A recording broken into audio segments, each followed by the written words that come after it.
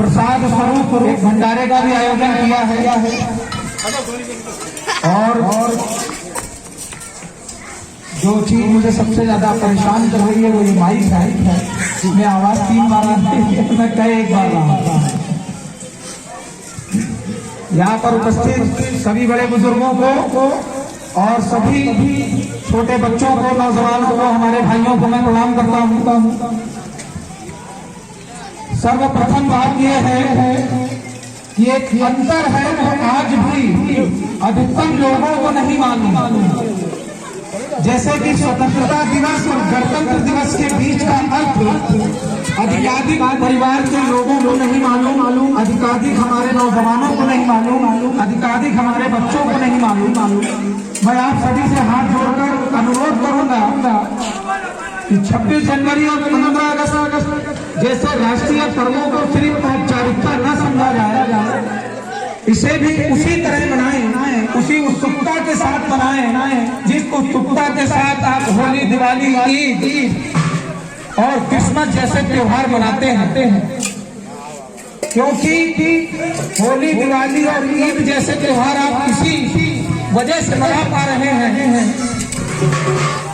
कि जिस वजह से ये देश आजाद हुआ है, और उस आजादी का जो दिन है वो 15 अगस्त है, और हमारे अपने आत्मबल को जागृत करने का जो दिन है वह 26 जनवरी अर्थात गणतंत्र दिवस है। देखिए 15 अगस्त और 26 जनवरी बता दूं कि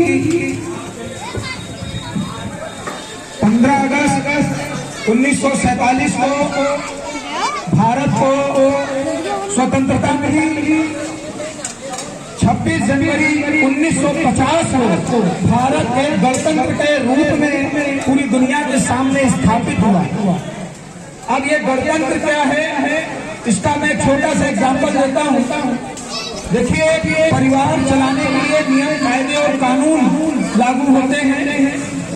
जैसे परिवारों में नियम होता है कि पिताजी यदि खड़े हैं तो बेटा बैठेगा नहीं, पिताजी बैठेंगे बेटा खड़ा रहेगा।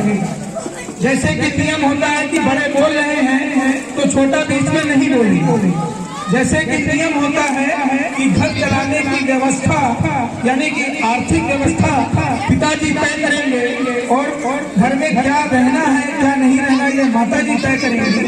तो यानी कि यहाँ पर ये उदाहरण मैं इसलिए दे रहा हूँ ताकि सरल भाषा में यहाँ जो लोग यहाँ सुन रहे हैं उनको बताया जा सके। घर चलाने के जैसे कायदे और कानून की जरूरत पड़ी, वैसे ही देश को आजादी मिलने के बाद इस देश को चलाने के लिए 135 करोड़ लोगों के परिवार को संगठित और संग्रहित रखने के लिए उनके नियम, कायदे, कानून लागू करने के लिए एक संविधान बनाना पड़ा। वो सारे कानून, वो सारे नियम, वो सारे कायदे इस किताब में बंद किए गए, लिख करके उसको भारत का संविधान कहा जाता है। और एक राजतंत्र की व्यवस्था और लोकतंत्र की व्यवस्था में एक सबसे बड़ा अंतर ये है कि राजतंत्र में प्रजा का कोई भी व्यक्ति राजा के विरुद्ध शिकायत नहीं कर सकता है, राजा के विरुद्ध आवाज नहीं उठा सकता है। जबकि लोकतंत्र में एक आम आदमी भी इस भारत के राष्ट्रपति से यदि उसे शिकायत है तो वो लिखित पत्र लिख करके अपनी बात रख सकता है। ये जो स्वतंत्रता मिली है भारत के राष्ट्रपति की भी शिकायत करने की एक सामान्य नागरिक होते हुए ये इसी भारत के संविधान ने हमें और आपको दी है। तो इसलिए 26 जनवरी अर्थात गणतंत्र दिवस का मतलब ये है कि भारत को चलाने के लिए जो नियम, कायदे और कानून लिखे गए, ये उन लिखे हुए कानूनों को पूर्ण करने का जो दिन था, जिस दिन भारत ने अपने कानून को स्वीकार किया, भारत के संविधान को स्वीकार किया, उसका जो उदाहरण है वह 26 जनवरी ही है। और तो भाई चली जाएंगी, गौ माता है, तुमसे ज्यादा हो गया।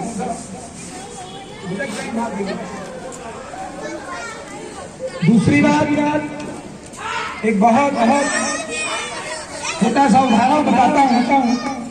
सरदार भगत सिंह जिन्हें शहीद आजम कहा जाता है, नौजवानों के लिए वो आइडल माने जाते हैं। लाहौर जेल में वो बंद थे और वो मनहूस तारीख आई 23 मार्च 1931। तो जेल में एक नंबरदार की व्यवस्था होती है जिनका नाम था सरदार छत्तर सिंह। जब सरदार छत्तर सिंह जी सरदार भगत सिंह जी की बैरक के पास पहुंचे, बेचारे मन से दुखी थे, लेकिन कर क्या सकते थे, बरतानिया हुकूमत ने ऐलान सुना दिया था कि सरदार भगत सिंह राजगुरु और सुखदेव को फांसी दी जाएगी तारीख 23 मार्च 1931, यानी कि 24 मार्च का आदेश था। लेकिन जन आंदोलन और भारतीयों के उपद्रव से बचने के लिए बरतानिया हुकूमत ने उन्हें एक दिन पहले फांसी का नियम तय कर दिया था। तो जब सरदार छत्तर सिंह जी भगत सिंह जी को फांसी के लिए ले जाने लगे तो उन्होंने कहा कि अपनी अंतिम इच्छा बता। मैं ये बात यहाँ बैठे नौजवानों की वजह से बोल रहा हूँ, क्योंकि हमारे नौजवान इस बात को याद रखें जो लाइन में कहने जा रहा हूँ। तो सरदार भगत सिंह का जवाब था कि मेरे अंतिम वचन है कि इसे लिख कर रख लेना, और जब मैं फांसी पर लेकर जाऊं तो हिंदुस्तान को बता देना। उन्होंने कहा था कि मरकर भी न जाएगी वतन की उल्फत, मरकर भी न जाएगी वतन की ये उल्फत, कि मेरी मिट्टी से भी खुशबू वतन आएगी। बहुत बड़ी बात उन्होंने उस समय कही, यदि मैं मर भी जाऊंगा तो मेरी जो बदन होगा तो मेरी मिट्टी हो चुका होगा, खाक हो चुका होगा, इससे भी जो महक आएगी वो इस वतन के लिए आएगी, इस वतन की मिट्टी की खुशबू मेरे बदन से। कितनी बड़ी बात उन्होंने अपने 23 वर्ष की बाल्यावस्था समझ लीजिए, यौवन अवस्था समझ लीजिए, युवा अवस्था समझ लीजिए, देश के नौजवानों से कही। और एक बात और बता दूं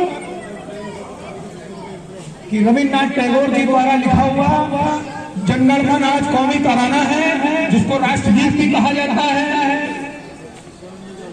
जब आजादी के पहले ये राष्ट्रगीत नहीं था तो फिर आखिर कौन सा वो गीत था जिसको देश के नायक गाते थे और गाने के बाद फांसी का फंदा छूकर चढ़ जाते थे। नौजवानों को ये भी बात भी बता दूं, जब जनगण मन लिखा भी नहीं गया था, जब जनगण मन इस देश का गीत नहीं बनाया था, राष्ट्रीय गीत के रूप में पहचान नहीं पाया था, विधायी व्यवस्था नहीं हुई थी, तो उससे पहले एक गीत था। मैं आपको बताऊं, पटना के एक शायर थे जिनका नाम था बिस्मिल अजीमाबादी, उर्दू के बहुत बड़े शायर थे। उन्होंने एक लोक तराना लिखा था उस समय अंग्रेजों के विरुद्ध।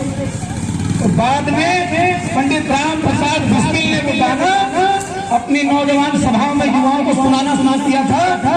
उस गाने के बोल थे कि सरफरोशी की तमन्ना अब हमारे दिल में है, देखना है जोर कितना बाजुए कातिल में है। ये वो गीत था वो उस समय के नौजवान क्रांतिकारी पंडित चंद्रशेखर आजाद, सरदार भगत सिंह, राम प्रसाद बिस्मिल, सुखदेव, यहाँ तक कि जितने भी क्रांतिकारी आते चले गए वो इस गीत को गाते थे, ठीक उसी प्रकार से जिस प्रकार से आज भारतवासी जनगण मन खड़े होकर का सम्मान गाते हैं। और मुझे तो बहुत बहुत पसंद है। आज भी मैं इस गीत को गाता हूँ, सुनता हूँ, नौजवानों से कहता हूँ कि इस गीत को इसलिए याद रखना क्योंकि इस गीत से हजारों बलिदान जुड़े हुए हैं। गीत के बोल है कि सरफरोशी की तमन्ना अब हमारे दिल में है, देखना है जोर कितना बाजुए कातिल में है, वक्त आने पर बता देंगे तुझे आसमां, हम अभी से क्या बताएं क्या हमारे दिल। बहुत बहुत बढ़िया गीत था, आज भी नौजवानों को गाना चाहिए, याद रखना चाहिए। और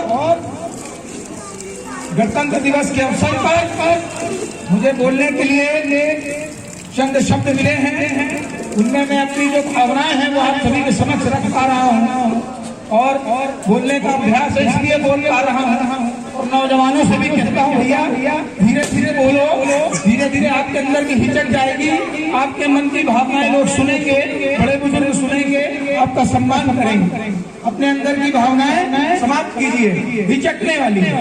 बाकी राष्ट्र प्रेम के प्रति जो कार्य आप लोग करते रहे हैं, दैनिक जीवन में जो भी समय आप व्यतीत करते हैं, अपने देश के लिए भी कुछ समय निकाले, भारत के इतिहास को अवश्य पढ़ें, अपने घर के छोटे बच्चों को पढ़ाएं, अपने माता पिता से उसका वर्णन करें। सिर्फ 2 दिन या 3 दिन वर्ष में ना निर्धारित करें कि हमें 15 अगस्त को ही देश के लिए कुछ बोलना है, 26 जनवरी को ही देश के लिए पढ़ना है, 2 अक्टूबर को गांधी जी को पढ़ना है। ऐसा मत करें। भारतीय संविधान में प्रत्येक नागरिक को अपने संविधान के अनुसार ये मौलिक कर्तव्य भी बताए गए हैं और ये अधिकार भी दिए गए हैं कि वो जब भी चाहे, जिस भी स्थान पर चाहे, जिस भी जगह वो रहता है, घूमता है, अपने मन में, अपने हृदय में भारत को बसा सकता है, भारत माता की जय कह सकता है और भारत का गान यशगान कर सकता है। इसके लिए कोई विशेष स्थान निर्धारित करने की जरूरत नहीं। और जो सबसे महत्वपूर्ण बात है वो मैं ये कहना चाहता हूँ हमारे खासकर नौजवानों से कि जब भी जहाँ पर भी इस प्रकार के राष्ट्रीय पर्व आयोजित होते हों, उनमें बढ़ चढ़कर अपनी हिस्सेदारी करें और खासकर राष्ट्रीय पर्व के दिन पर अपने सारे कार्यों को किनारे करके जो पारिवारिक जिम्मेदारियां वो आप एक दिन पहले भी पूरी कर सकते हैं। समय निकाले, बड़े बुजुर्गों के साथ बैठे, उनकी बात सुने, उनके जो उनका आत्मज्ञान है वो आपको सुनना चाहिए, उसको धारण करें और जीवन में आगे बढ़े, अपना लक्ष्य निर्धारित करें और जो भी हुनर आपके अंदर है उस हुनर को उभार कर बाहर लाएं। इन्हीं शब्दों से मैं अपनी बात को समाप्त करता हूं और भारत माता की जयकार लगाता हूं।